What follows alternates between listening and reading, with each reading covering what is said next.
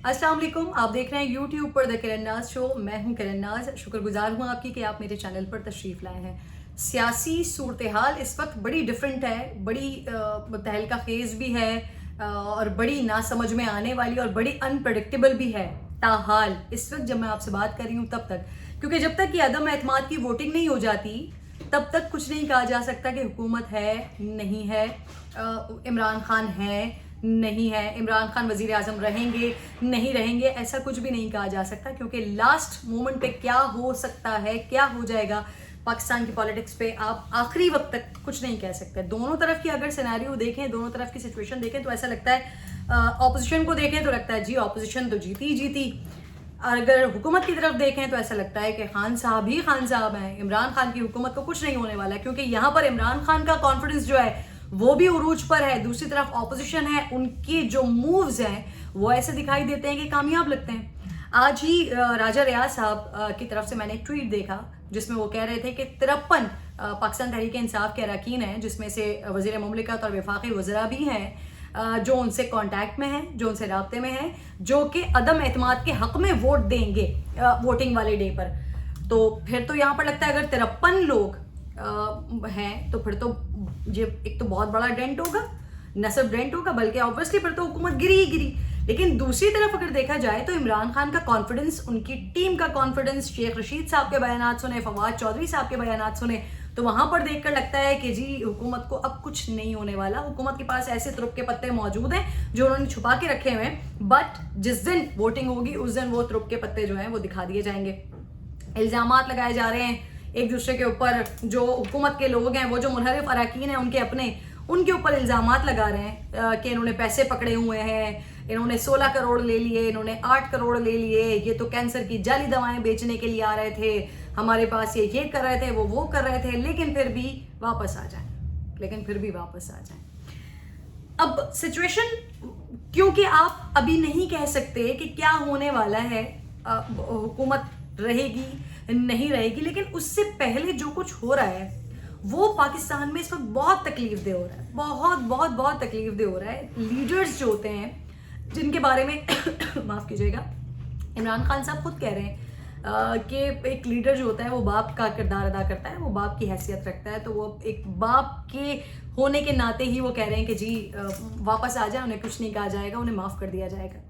लेकिन उसी लीडर की जब ज़बान ऐसी हो, और ये सिर्फ और सिर्फ इमरान खान के लिए नहीं, ये तमाम पॉलिटिकल रहनुमाओं के लिए, तमाम सरबराहान के लिए, तमाम लीडर्स के लिए मैं ये बात कर रही हूँ कि अगर आप अपने आप को कौम का बाप या अपनी जमात का बाप समझते हैं तो बाप का लहजा, तर्ज तखातुब, उसकी ज़बान ऐसी तो नहीं होती, बाप धमकियाँ तो नहीं लगाता।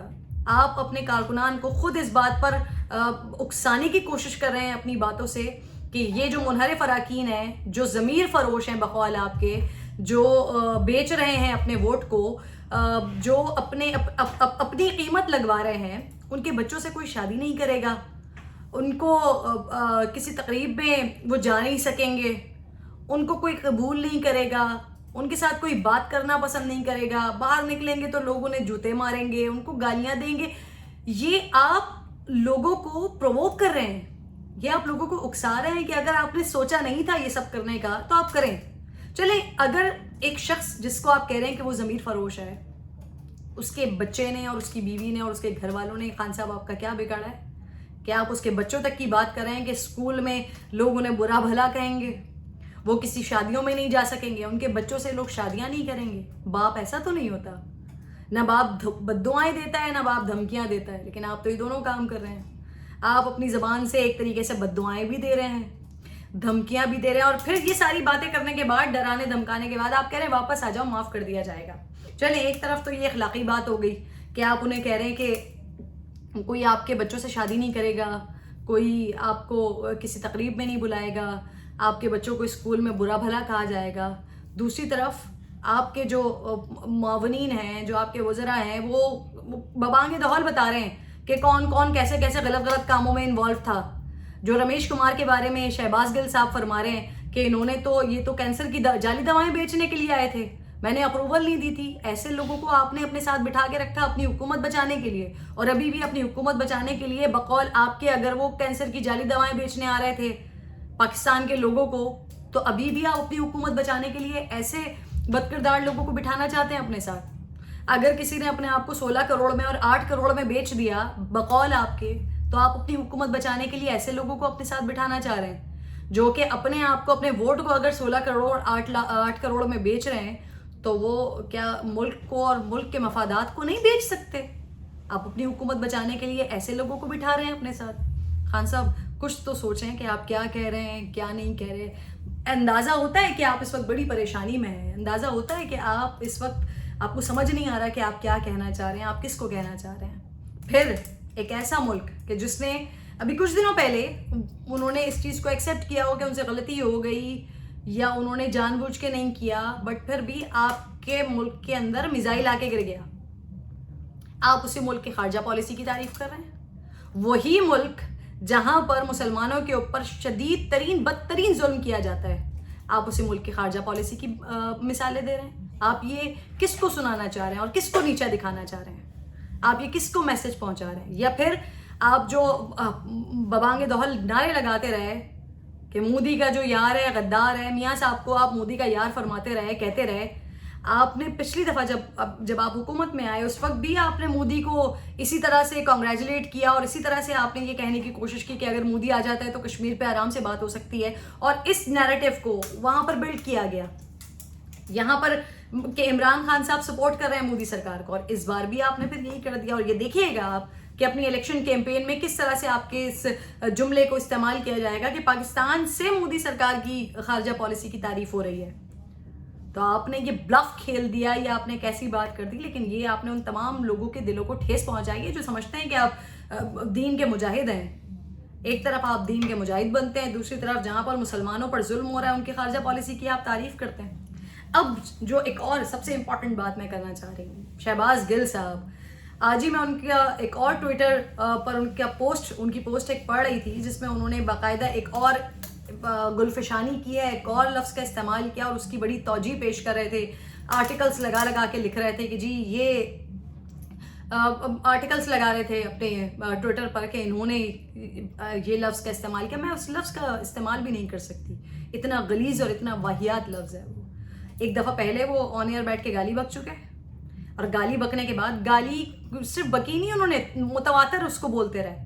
اور پھر اس کے بعد آج ایک خاتون رپورٹر نے ان سے اسی گالی کے حوالے سے سوال کیا کہ سر کیا یہ آپ کو معلوم بھی ہے کہ یہ کس لیے کہا جاتا ہے؟ آپ نے ٹی وی پر بیٹھ کے کہہ دیا.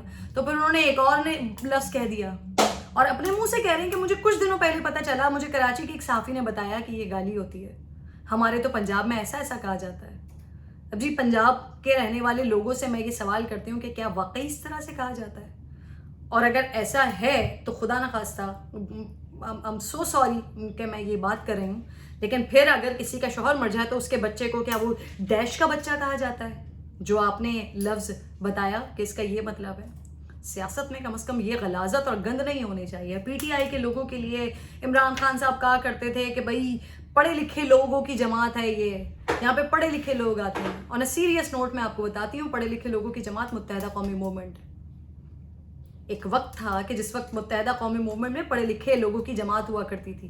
خواتین وہاں پر جاتی تھی, مہذب طریقے سے ان کو وہاں پر ویلکم کیا جاتا تھا, بیٹھنے کی ایک مہذب طریقے سے ایک جگہ دی جاتی تھی, وہاں پر خواتین کا احترام کیا جاتا تھا. کوئی اس طرح کے ورڈز استعمال نہیں کیے جاتے تھے کہ خواتین بیٹھی ہیں, باجیاں بیٹھی ہیں ہماری. لیکن یہاں پر اگر عمران خان صاحب کہتے ہیں کہ یہ جی پڑھے لکھے لوگوں کی جماعت ہے تو یہ تربیت ہے؟ اس قسم کی باتیں ہیں.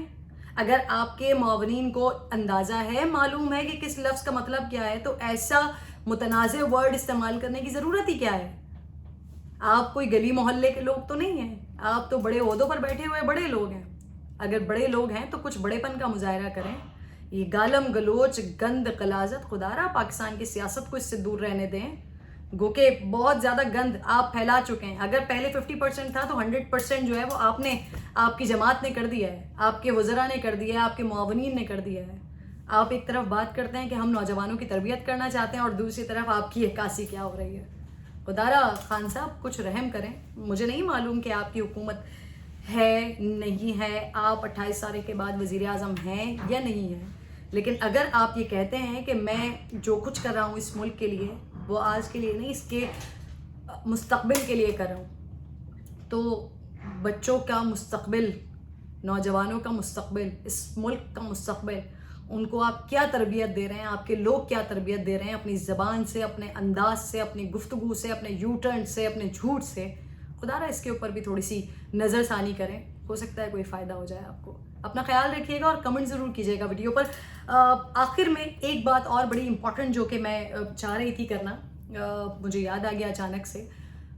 ٹویٹر کے اوپر اگر میں عمران خان کے خلاف کوئی پوسٹ کر رہی ہوں، کوئی ٹویٹ کر رہی ہوں، یہاں پر اگر آ کر کوئی عمران خان کے خلاف میں بات کر رہی ہوں یا ان کی جماعت کے خلاف بات کر رہی ہوں، تو اس کا ہرگز یہ مطلب نہیں ہے کہ میں مسلم لیگ نون کو سپورٹ کر رہی ہوں یا میں پاکستان پیپلز پارٹی کو سپورٹ کر رہی ہوں یا مولانا فضل الرحمان کو سپورٹ کر رہی ہوں. اگر آپ لوگوں کو یاد ہو تو جس وقت مسلم لیگ نون کی حکومت تھی، میاں نواز شریف صاحب کے خلاف بھی میں اسی طرح سے بات کیا کرتی تھی. جو ان کی غلط بات تھی ان کے خلاف ایسی غلط بات ہوتی تھی. مریم صاحبہ کے خلاف بھی آپ میرے یوٹیوب چینل پر جب سے میں نے شروع کیا اس میں آپ کو بہت ساری چیزیں مریم نواز صاحبہ کے خلاف بھی مل جائیں گی. جو ان کے غلط وہ میں نے ان کے لیے بھی اسی طرح سے بات کی ہے. مولانا فضل الرحمان صاحب ہوں، آصف علی زرداری ہوں، بلاول بھٹو ہوں، کوئی بھی ہو، کسی کی مخالفت میں بات کرنے کا ہرگز یہ مطلب نہیں ہوتا کہ میں کسی اور کی حمایت کر رہی ہوں اس وجہ سے اس کی مخالفت میں یہ بات کر رہی ہوں. یہ کلیریفیکیشن صرف اور صرف ان لوگوں کے لیے جو مجھے سنتے ہیں، جو میرے چینل پر آتے ہیں، جو میرے ٹویٹس پڑھتے ہیں، ان کو صرف اور صرف بتانے کا مقصد یہ ہے. کیونکہ ایک طبقہ وہ بھی ہے کہ جب میں عمران خان صاحب کے خلاف، موجودہ حکومت کے خلاف کوئی ٹویٹ کرتی ہوں تو وہ ایک لمبی ایک پوری سوشل میڈیا بریگیڈ ہے، وہ آ جاتی ہے اور گالم گلوچ شروع کر دیتی ہے. ان کے لیے نہیں ہے جسٹیفیکیشن. یہ صرف ان لوگوں کے لیے جو مجھے سنتے ہیں، صرف ان کو بتانا مقصود ہے کہ اگر میں حکومت کے خلاف کوئی بات کر رہی ہوں، اگر میں وزیر اعظم کے خلاف کوئی بات کر رہی ہوں تو اس کا ہرگز یہ مطلب نہیں ہے کہ جو اپوزیشن سائڈ ہے، جو اپوزٹ سائڈ ہے، میں ان کے حق میں کوئی بات کر رہی ہوں. ان کے خلاف بھی، ان کے بھی غلط اقدامات پر میں ایسے ہی بات کرتی ہوں جیسے میں موجودہ حکومت اور عمران خان کے خلاف بات کرتی ہوں. اپنا خیال رکھیے گا. اگلی ویڈیو میں آپ سے ملاقات ہوگی. اللہ نے کے پان.